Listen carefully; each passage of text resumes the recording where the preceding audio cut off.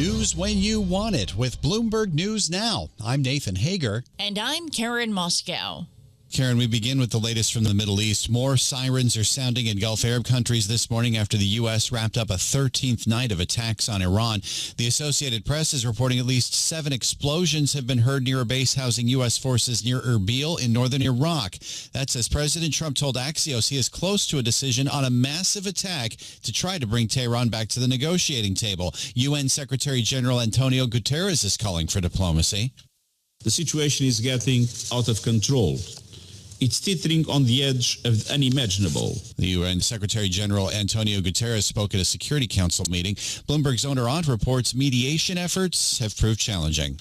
The Iraqi Prime Minister did relay a truce proposal to Iranians from the U.S. that was flatly rejected. That's according to the New York Times. Now, the paper doesn't say what exactly the contents of that proposal was, but the narrative coming out of Iran suggests that it was a short-term temporary truce under the 60-day original truce that has now all but collapsed. And Bloomberg's Oner Ont reports an Iranian official is calling that New York Times report, quote, completely misleading. That's according to Iran's state media.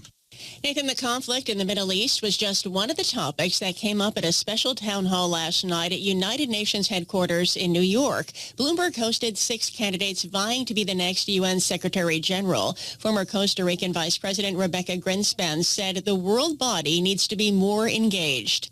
We should have engaged very early on with all the actors to try to open up, at least for the benefit of the people that are suffering far away from the situation in the Strait of Hormuz that is affecting everybody. Along with Costa Rica's Rebecca Greenspan, former UN General Assembly President Maria Fernanda Espinosa argued for a more fundamental issue. Our responsibility is to make the UN relevant again, to deliver, to touch the hearts and souls of people on the ground, to serve people on the ground, and not to confuse activity with impact. Also taking part in the UN town hall were Guyana's Ambassador Carolyn Rodriguez-Burkett, former UN Human Rights Commissioner Michelle Bachelet, Macky Sall, the former president of Senegal, and International Atomic Energy Agency Chief Rafael Grossi. Well, another major story we're following this morning, Karen, involves global trade. The U.S. has begun collecting new duties on imports from most of its major trading partners. And we get the very latest from Bloomberg's John Tucker. John. And Nathan, this is the biggest move yet to try and reconstruct President Trump's tariffs that were struck down by the Supreme Court. The administration says it will now collect tariffs of 10 to 12.5% on imports. They took effect just after midnight. The administration says these are the result of an investigation into forced labor in supply chains that work to the detriment of American workers. It comes under Section 301 of the 1974 Trade Act. Now, Asian nations describe the administration's latest tariffs as baseless and unjustified, while stopping short of any retaliation at the moment.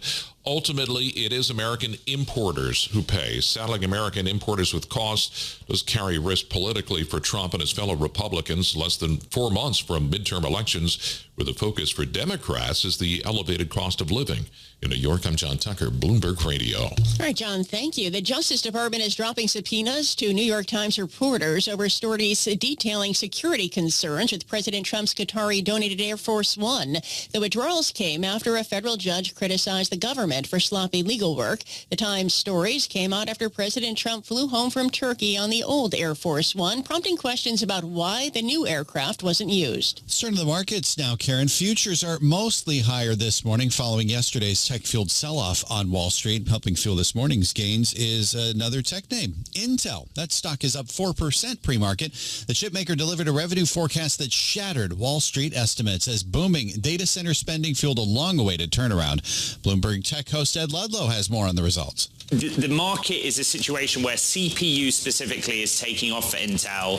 A lot of their top-line performance is answered by that, and in the quarter gone, that unit's growing 59%, double what the rest of the business is growing at. So they have found their place in that market, but what they're battling to do is improve their own operations, their own foundries and their own processes, so they can get the CPU product that people actually want out there into the real world. And Bloomberg's Ed Ludlow says Intel sales will be $15.8 to $16.8 billion in the third quarter. That is above the $15.1 billion average analyst estimate. And that's news when you want it with Bloomberg News Now. I'm Karen Moscow. I'm Nathan Hager, and this is Bloomberg.